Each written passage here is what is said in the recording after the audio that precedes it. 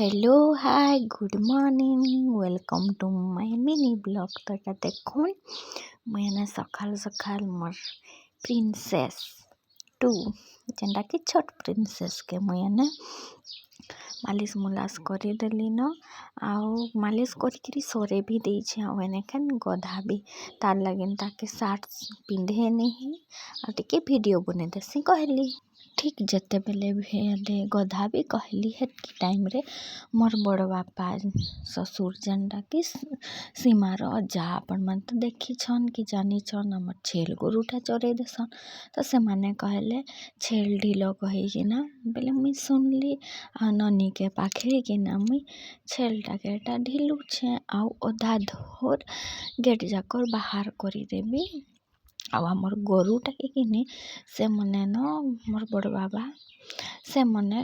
ढिलिकिरी nation आउ तांकर गोरुटा गुटे किनी चाबराटा है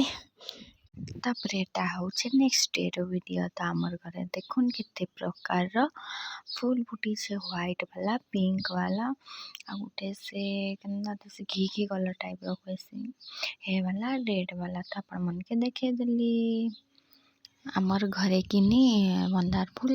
5 प्रकार अच्छे तो आउ दिने मुई आपण मान के भल किना देखाबी।